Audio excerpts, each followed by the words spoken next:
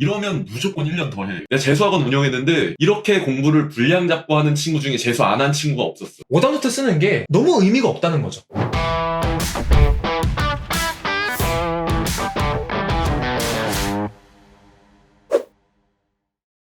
자, 반가워 얘들아. 수학하는 따무쌤이야. 자, 오늘부터 새로운 콘텐츠로 들어가는데 무엇이든 물어보 수학. 네. 이라고 해가지고 우리 실전 수학의 수학생과 같이 함께 할 겁니다. 선생님 인사 한번 해주시죠. 저는 유튜브 실전 수학을 운영하고 있는 수학 강사 이서하 선생님입니다. 자, 우리가 유튜브를 운영하면서 되게 많은 질문들을 받잖아요.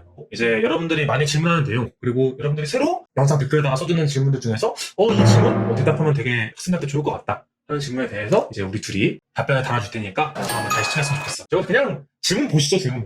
자, 처음 질문인데 쌤, 제가 정말 수학 1등급 돼야 하거든요. 하루에 100문제 정도 풀면 되겠죠? 더 해야 하나요? 수학 강사로서의 그 분노가 차오르는 질문인데 선생님 어떻게 생각하시나요, 일단? 저는 일단 두 가지 문제점이 보여요.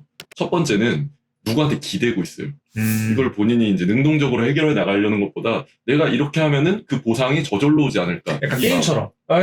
경험 쉬웠으니까 띵 레벨업 1등급 띵. 저도 옛날에 인강 강사가 하루에 기출 4점짜리를 뭐 몇 문제씩 풀면은 성공한다고 해서 해봤어요. 이게 문제점에 해본 사람 다 공감할 텐데 2점짜리 뭐 하루 200개도 풀겠어요. 그럼 수백 개 풀 수 있죠. 근데 킬러 들어가면 한 문제 하는데 시간 단위로 걸리잖아요. 그쵸, 두 문제, 세 문제 했는데 뭐 한두 시간 가 있고 하루 지나면 멘탈이 나가. 그쵸.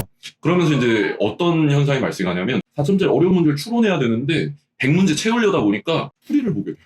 그리고 생각을 뇌절치고 빨리 이 문제 풀고 넘어가야 되면서 추론력 단절, 논리도 파괴. 수학적으로는 이제 저는 최악의 공부법이 되고 있다라고 생각을 하거든요. 정말 의미가 없죠. 저희가 공부를 할 때 노베이스 친구들이면은 사실 처음에 문제 풀 때 양은 적은데 엄청 고통스럽잖아요. 그러니까 처음에 이제 노베이스 친구한테 쌤 풀라고 하면은 와, 한 장에 몇 시간씩도 걸리거든. 근데 그때 100문제 푸는 게 되게 어려울 수 있는데 올바르게 공부를 했다고 하면은 굉장히 수월하게 풀리거든요. 근데 똑같은 양을 딱 100문제 정해가지고 그걸 똑같이 푼다? 이게 좀 의미가 있나? 오히려 정할 거면 이제 우리가 양보다는 그 문제 수보다는 시간으로 정하는 게 오히려 좀 낫지 않을까.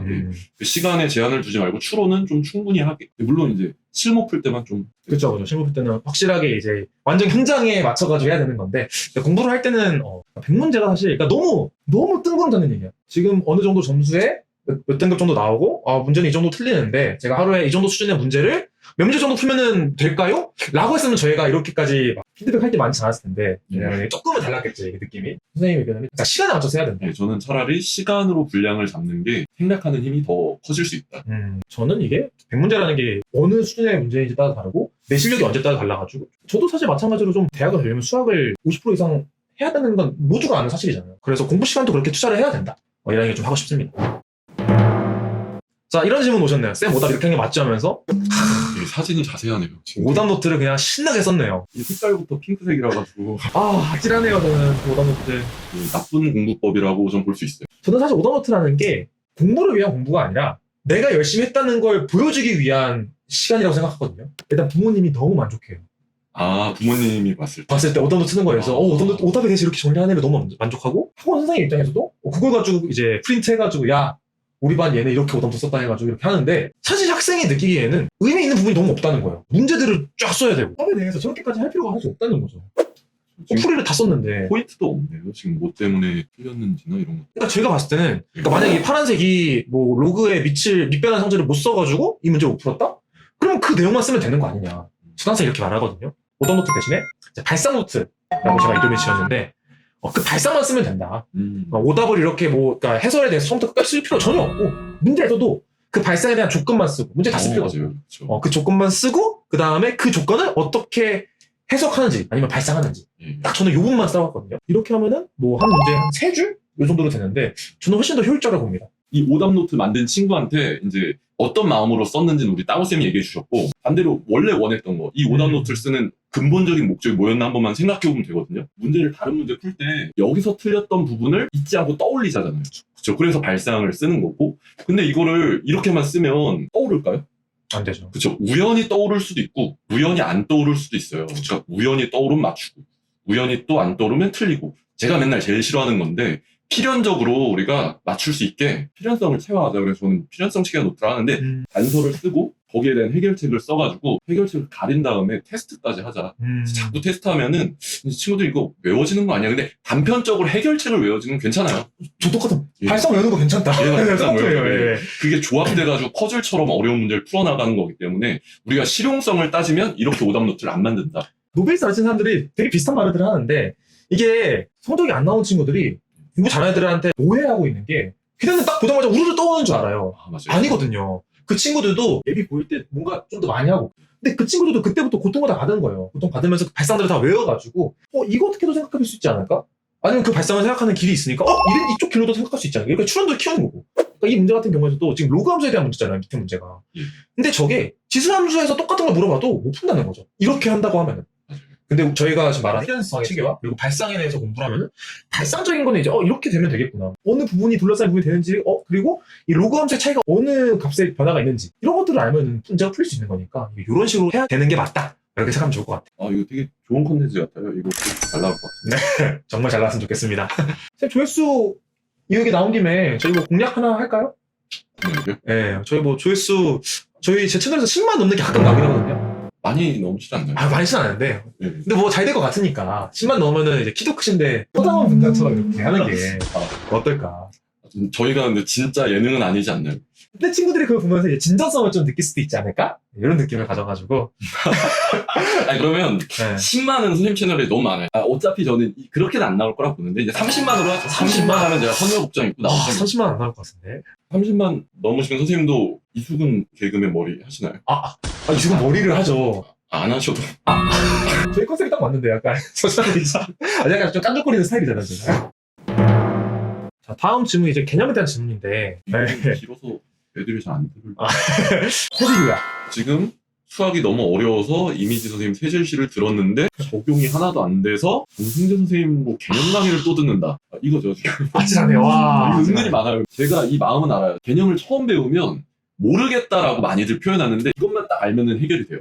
모르겠다가 아니라 좀 생소하고 낯설다라고 표현을 바꿔주면 좋아요. 낯선 거니까 우리가 친해져 보면은 되는 거거든요. 그걸 모른다 해버리는 수포자들이 너무 많아요. 그래가지고 그거를 개념만 다시 보겠대요. 문제를 예제유제를 좀 풀어봐야 돼요. 최근에도 제가 그 미분 기술 가르쳐줬는데 개념 모르겠다고 하길래 뭘 모르겠어 하고 써봐 그러니까 그래프 그리고 접선 라인까지 그리면서 리미트 XA 완벽히 다 쓰고선 모르겠대요. 그래서 나 이거 아는 건데 예제유제를 풀어봐야 된다. 이 개념은 완벽하게 해야 된다. 이런 완벽주의에 대한 이 강조가 많아서 애들이 좀 오해하는 것 같아요. 저는 어떤 느낌이냐면은 이게 친구들이 좀 오해하는 게 개념 수업을 잘 들으면은 문제들도 어느 정도 잘 푼다고 생각을 해요. 저는 그렇게 생각하지 않거든요. 개념이랑 문제 풀이는 완전 별개. 물론 문제 풀이할 때 개념을 쓰는 건 맞아요. 모든 문제 풀이에 대한 거는 다 개념에서 오긴 해요. 근데 그럼에도 불구하고 개념을 잘한다고 해서 문제 풀이가 되는 건 아니에요. 그러니까 이 친구도 개념은 잘했어. 잘했을 수 있어요. 사실 솔직히 말해서 이민정 선생님, 전 선생님 다 잘 가르치잖아요. 그 수업을 듣고 개념을 못할 수가 없어요. 근데 문제가 안 풀리니까 내가 개념이 잘못됐나? 이렇게 생각을 하는 거죠. 그게 아니라 문제를 풀어가야 된다. 좀 모르겠으면 문제부터 안 풀리잖아요. 그때 예제 유제는 우리가 개념서 같은 건 풀이를 좀 봐도 돼요.